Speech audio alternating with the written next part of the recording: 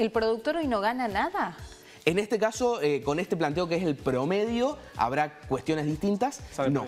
No, o sea, gana la carnicería, pero Sí, el que claro. pone, digamos, el que invierte, no. La carnicería y el frigorífico están con márgenes positivos y el que invierte, como bien decís, no.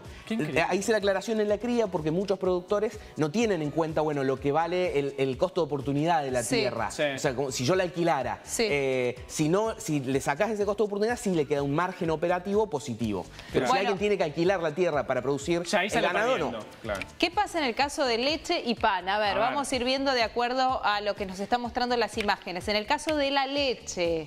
¿Pasa algo similar, David, o no, precio. con respecto a los tamberos? Acá tenemos dos cosas, lo que es la cadena láctea y lo que es la leche en sachet, que es este caso. Sí. El tambero hoy está en una situación muy crítica, vienen con un cierre de tambos muy pronunciado, porque hoy el tambero por cada litro de leche que produce pierde más de 2,20 pesos. Ajá. Entonces, o sea, que es una pérdida, básicamente. este año, producir es la pérdida. Es una cosa exactamente. increíble. Este año, ayer sacó un informe también con Inagro, que es una institución amiga, que venía cerrando un tambo por día en lo que va del año. Es tremendo. Un tambo, teniendo en cuenta toda la gente que trabaja dentro de un tambo, claro. ¿no? Exactamente. La gente que queda fuera del mercado. Pero aparte, Nuri o David, correginos vos, digamos, es más fácil no producir que producir, porque producir finalmente te lleva a perder plata. Es algo increíble. El sector tambero viene en una complicación de hace muchos años, pero se ha intensificado este año. ¿Y qué pasa? ¿Qué pasa? En el caso de la leche en sachet, ni la industria láctea ni el comercio ganan tampoco, con pérdidas sustancialmente menores a lo que es la pérdida del tambo, pero tampoco están ganando. Esto es un reflejo de lo que hablábamos al principio, que incluso con una leche que al consumidor le parece cara con relación a su ingreso, no alcanza ni a pagar ni al tambo, pero tampoco a la industria del supermercado. Si vamos al queso y a otros productos, la indria del supermercado sí ganan, mientras que el tambo le siguen pagando lo mismo a la leche. A ver, dale, miremos qué pasa con los quesos y si en este caso aquellos que terminan de formar precios, los supermercados siempre dicen que no son formadores de precios, pero en definitiva son los que terminan poniendo el número. Son los que tienen mucho poder de negociación dentro de las cadenas en general. Y son siempre, en cualquier lugar, el que termina poniendo a disposición... De la gente es el que termina poniendo el precio. Claro, porque es lo más difícil. Es el que sale ganando finalmente, y es probablemente el que tendría que ceder un poco en pos de que el que pone la guita, no el que invierte, el que pone el trabajo... Es que en el productor, como dice David, termina perdiendo y los supermercados ganando. A ver, ¿qué pasa con el queso? Bueno, con el queso, nosotros necesitamos para un queso cremoso promedio 7 litros 700 para producir 1 kilo. Se utilizan más de 7 litros de leche para producir 1 kilo. Acá lo que pasa es que el tambo sigue con una pérdida importante, mientras que sí, la industria del supermercado ya obtienen márgenes de ganancia positivos. La industria, como lo vemos, muy baja, una ganancia de 5 centavos por kilo, y eso estamos hablando de un queso en valor, que es el que mide el INDEC de 180 pesos. Por ahí solemos conseguir quesos un poco más baratos, pero la industria también está en una situación complicada que también se ha visto en situaciones complejas como la y ese es el valor de lo que lo termina pagando en el supermercado, ¿no? Claro, eso es el valor del supermercado más IVA, esos 181 pesos que están ahí. Eso, bueno, voy a eso al dato de Nuria. Digo, finalmente el que gana en la cadena solamente es el supermercado, básicamente, o el que lleva, digamos, el producto a la góndola. El productor o todas las fases intermedias no ganan, o por lo menos hoy en día no están ganando. En estos productos pasa exactamente eso. El trigo, en el pan no, pero en el caso de la carne y la leche también, ¿no? Pasa eso. Lo que estás diciendo. Ahora, por ejemplo, una solución a esto sería bajar algunos impuestos. Digamos, la baja impositiva a determinados puntos o a determinadas producciones ha traído problemas y por eso el gobierno revirtió, ¿no? Porque sintió que siempre terminó beneficiando. Un sector era el reclamo. Cuando volvió a suceder esto de ponerle retenciones nuevamente a algunas exportaciones. Pero para el que produce, ¿se podrían bajar impuestos? Sí, claramente. En estos productos estamos hablando que son productos básicos de la mesa de los argentinos. Estamos hablando entre un 25 y un 30% de impuestos en estos distintos productos. O sea que uno de cada 3, uno de cada 4 pesos que vos pagás en la góndola son impuestos. Entonces, y son productos muy básicos. Eso podría ayudar sin duda. ¿Querés vamos a ver el pan, si les parece, que bueno, según lo que cuenta David, acá se revierte un poco, ¿no? El pan es hoy un artículo de lujo. De excelencia, sí. Sin duda. Y por el tema de la harina, básicamente, que subió horrores, ¿no? Claro. Una cosa tremenda. Claro, acá lo que pasa es que Primero, la salida en realidad para Argentina, que es un país productor de alimentos, es siempre la exportación. Claro. Porque si las distintas cadenas tienen alto porcentaje de su producción que exportan, los ayuda en una devaluación como esta, rápidamente ingresan dólares, se transforma en más producción, más empleo. ¿Qué pasa? La leche, apenas cerca del 15% de la producción total se exporta, en la carne viene subiendo y ya es el 16%, entonces ahí tiene que ver esto de que este año lo ha demostrado, si los dólares no los producimos y los exportamos, los tenemos que salir a pedir prestados. Claro. Entonces por ahí también viene la importancia de exportar. ¿Qué pasa con el pan? El trigo, se exporta gran parte de la producción de trigo, más de la mitad de la producción de trigo se exporta. Entonces es un commodity que está expresado en dólares. ¿Qué pasó este año?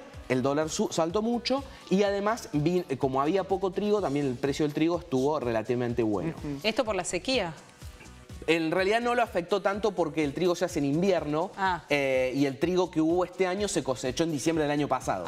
Bien. Para el caso del pan no lo afectó. No lo afectó la sequía. Recién ahora va a empezar la cosecha del trigo que se hizo en este invierno, que algo estuvo afectado, pero bastante menos que Soja. Porque la verdad es que el campo recibió palo de todos lados. Obvio, el aumento del dólar año... y la sequía fue tremenda. La sequía fue muy importante. A ver, David, vos corregime, pero por lo que vemos en esta placa que vos nos traes, a diferencia por ahí de la carne, a diferencia de los quesos y de los lácteos, hay una ganancia en cada uno de las fases, ¿no? Digamos, poco más el campo, el molino, la panadería y el precio final que llega a las góndolas. Exactamente, este vendría a ser un funcionamiento más normal, donde todos los actores algo ganan. Algo ganan. Cuando vos tenés cadenas en las que los que producen ganan, tenés más producción. Exacto. Cuando tenés cadenas en las que los que producen pierden, tenés cierre de etapa. Es que no vas a querer producir si no ganás, básicamente es eso. Digamos. No querer y no poder. No podés, claro, porque es pérdida. Hay algunos sectores que si venís de una situación buena, te podés bancar un par de meses de pérdida, pero por ejemplo, que recién veíamos el caso de Stambo, que vienen de una mala situación de muchos años, directamente es el cierre. Claro. Bueno, y acá lo que vemos es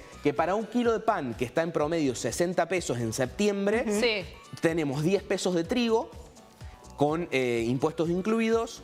Después se le agregan 5 pesos en el molino, que eso pasa a explicar la harina. O sea, en 60 pesos de kilo de pan hay 15 pesos de harina. Claro. Después el gran salto se produce en la panadería por varias razones.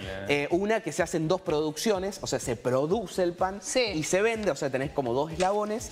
Las escalas son sustancialmente menores, pero es donde más salto hay y donde más margen hay en la cadena. Es decir, que siempre el que termina tocando el precio final es, como dijiste vos, el que pone el producto al servicio del público. Hoy estamos pagando el kilo de pan en promedio, septiembre, 60 pesos con 40. Septiembre, mirá que ya pasó un mes. Estos son los últimos datos. Igual te digo que sos generoso. En algunos lugares el kilo de pan está todavía por arriba de eso. Esto es en promedio. Lo que mide INDEC de promedio. Gran Buenos Aires está un poquito por encima de este nivel, que está en el tope. Gran Buenos Aires y la zona pampeana son los que pagan más caros, y después Cuyo y el norte son los que pagan más baratos. Bueno, esto tiene que ver con cómo se forman los precios. Desde que se produce, desde el tipo que invierte, que decide sembrar o que decide comprar un ternerito para después terminar vendiendo, hasta que tenemos el alimento en casa y decimos, ¿cómo? O vas a comer a algún lado y decís, ¿cómo? ¿Por qué estoy pagando esto? Igual esto lo preguntamos siempre, ¿no? No es algo nuevo tampoco, eso hay que aclararlo, digamos. Estamos en un momento económico difícil, pero esto lo preguntamos toda la vida acá en la Argentina, Sí, porque siempre el más afectado es el productor. Claro, y de hecho tanto verdurazo que vimos en Plata, ¿te acordás? También, que decían, por ejemplo, nosotros tomates, lo vendemos a 2 pesos, por poner un número X, y después acá la verdulería llega a 50, ¿entendés? El tema de la presión impositiva es muy fuerte también. Sí, lo que tienen la alta presión impositiva y una economía volátil inflacionaria es que te empieza a engrosar mucho los costos intermedios y terminás en una situación luz-luz, digamos, perder-perder, donde el consumidor termina pagando caro respecto a sus ingresos y el productor termina recibiendo poco. Es lo que pasa mucho en estas economías con alta inflación y volatilidad. Por eso es por ahí muy importante alguna estabilidad de precios, porque con una estabilidad de precios estas situaciones se normalizan. Bueno, vamos a ver, probablemente eso sucede, no hay que perder las esperanzas, hay que pensar que si el dólar bajó 4 pesos en un mes, Esperemos que esto lo veamos. La nafta también va a bajar ahora. Sí, ¿no? Ya. Sí, las Están obras diciendo sociales que también, sí. porque no sé por qué aumentan un 8,5% No si sé. en realidad los insumos tienen que ser más baratos. La verdad es que entiendo, no sé, entiendo. no Buah. sé. El transporte, bueno, hay que sacarle los subsidios, pero después todo lo demás... ¿Pero el resto? ¿no? Muchachos? ¿Por qué no? Bueno, gracias por Genio, haber David, un genio venido. total. Gracias Un por gusto. todo el material que nos acercaste para poder entender esta situación en la que estamos inmersos y que dicen podría llegar a dar luz verde recién a partir de febrero o marzo.